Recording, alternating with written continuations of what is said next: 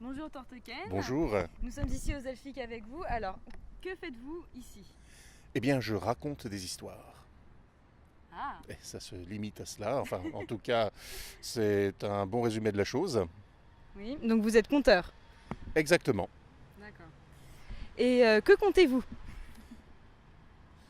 Grand Quel Dieu. type d'histoire? Eh bien, beaucoup de choses. Ici, nous sommes dans un milieu où le fantastique et le merveilleux est à l'honneur, et il se trouve que j'ai quelques contes qui vont assez bien avec cette atmosphère-là. D'accord. Et donc, sinon, comment êtes-vous venu à cette idée de conter?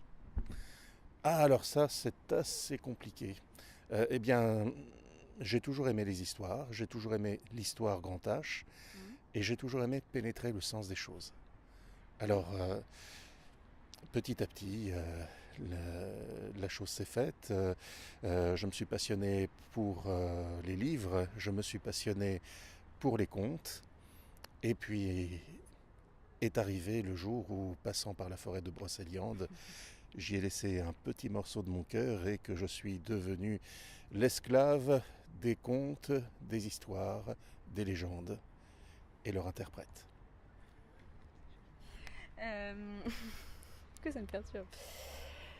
C'est beau. Oui, c'est pas grave, je suis perturbant, c'est normal. Et donc du coup, est-ce que c'est vraiment votre métier ou vous faites quelque chose à côté? Ce n'est pas moi.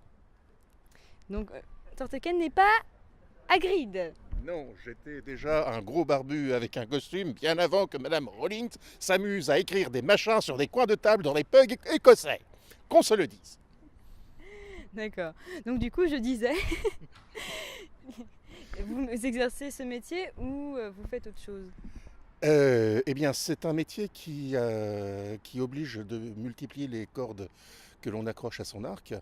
Je raconte effectivement dans ce genre de cadre, je raconte dans les écoles aux petits-enfants, je fais des veillées, je fais des randonnées comptées, je prête ma voix de temps en temps pour des enregistrements, je fais un peu de figuration, etc., etc. Tout cela n'est pas un métier, mais mis bout à bout, on se rend compte à la fin du mois que l'on a assez d'argent pour tenir jusqu'au mois suivant. C'est parfait, ça, c'est génial. Donc du coup, ok. Et niveau conte, quel serait votre conte favori? Si vous en avez un ou plusieurs, c'est pas grave, mais donnez-en quelques-uns. Oh, c'est impossible, il y a tellement d'histoires, mais l'une de mes très grandes inspirations, en fait, celle qui m'a fait sauter le pas, c'est la geste arthurienne. Ce sont les histoires autour du roi Arthur et de la compagnie de la table ronde. Ça a été, vous savez, à travers les siècles, un souffle épique qui a saisi des dizaines et des dizaines de personnes avec le temps, et je ne suis que l'un des derniers à avoir été pris dans ce grand tourbillon. Mais à travers cela, à travers ces histoires, l'on se prend à penser que le roi Arthur, même s'il est parti en Avalon, n'y est pas mort, qu'il y vit encore, et que tant que nous aurons la mémoire des hauts faits des chevaliers, tant que nous aurons la mémoire de la courtoisie, du goût de l'aventure et de la volonté de bien faire au sens noble de la chose, alors il y a espoir que le roi Arthur reviendra et que reviendront avec lui les temps aventureux. Alors me voilà, passeur de mémoire, en attendant le retour du roi Arthur. En racontant son histoire aussi, tout simplement. Oui, mais ça n'a rien de simple, vous savez. Ah oui. Ah non, mais C'est un... En fait, il faut une honnêteté dans ce travail. Un conteur n'est pas limité à un texte. Je ne suis pas à suivre les strophes, les rimes, les virgules et les points. Chaque histoire est une interprétation de l'instant. C'est ce qui fait un conte. Par contre, il y a le sens profond de l'histoire. Il y a l'âme de l'histoire. Et quelle que soit la façon que l'on a de raconter son conte, il faut être vrai. C'est tout le paradoxe du conteur, c'est que nous sommes les plus sincères des menteurs et les plus manipulateurs des diseurs de vérité. Enfin, vous dites qu'il faut être sincère, mais aussi il faut avoir une belle voix quand même pour, pour conter. Non, mais soyons réalistes, c'est quand même quelque chose d'important dans une vie de conteur, d'avoir une belle voix pour savoir bien narrer et bien conter. Eh bien, comme disait Pierre Desproges, allez, on va faire dans le culturel, tiens, pour le coup, c'est en forgeant que l'on devient formidable. Il n'y a pas de secret. Le travail de la voix, c'est du temps et de la passion. Au bout d'un moment, bon, j'ai pris quelques cours de chant, j'ai pris un petit peu de cours de théâtre, histoire d'avoir quelques-unes de ces bases communes à tous les arts de la parole. Mais après, l'on devient conteur en comptant, tout simplement. On apprend à domestiquer sa voix, on apprend à en tirer le meilleur et on apprend à essayer de faire vibrer ce que l'on a là, ici. C'est toujours aussi beau. Donc en tout cas, merci beaucoup. Hein.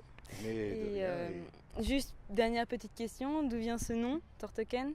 Ah, eh bien, vous parlant de cette sincérité et de ces mensonges, Torteken, cela veut dire le chêne tordu. Torte, qui est la forme ancienne de tordu, et ken, qui est une déformation du patois de chez moi, vu que je viens du Nord. On change les cheveux en queue et inversement. Bref, le chêne, dans les sagesses anciennes, c'était l'arbre des sages, l'arbre des druides, un arbre lié au soleil, à la lumière, à la vérité. Et tel le chêne, j'essaye de creuser profondément dans le terreau de notre patrimoine oral pour y trouver des petites perles de sagesse à mettre dans mes histoires. Seulement, quand j'ai une de ces petites perles, je n'essaye pas de la donner aux gens, au contraire, je la cache dans l'histoire de façon à ce que ceux qui le voudront fassent les quelques pas nécessaires pour aller saisir par eux-mêmes ce petit grain de sagesse. Et quand on s'approprie cela par soi-même, ce n'est pas quelque chose que l'on vous donne, mais un trésor que l'on gagne. Et l'appropriation est totalement différente. Alors si je ne suis pas le grand chêne tout droit qui donne sa lumière, mais au contraire celui qui tord et qui tronque, je suis le Torteken. D'accord. Ouais, merci beaucoup pour cette petite interview et puis Merci à vous. bonne journée, bon week-end, profitez bien des elfiques. Vous allez avoir une séance de... comment dire ça, vous allez compter devant tout le monde. Je vais faire une comptée, tout à fait.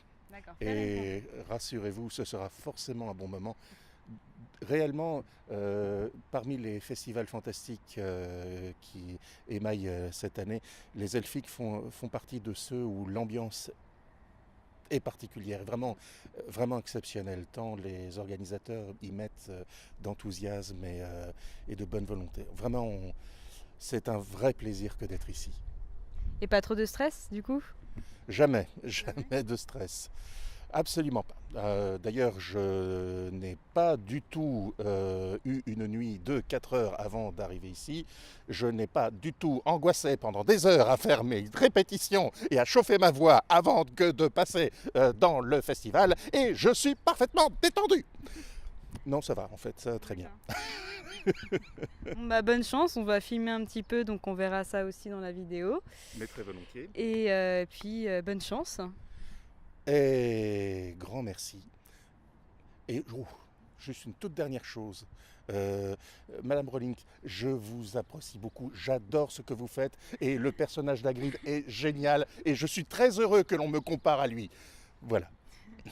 Merci beaucoup. Au revoir. Bonne fin de journée.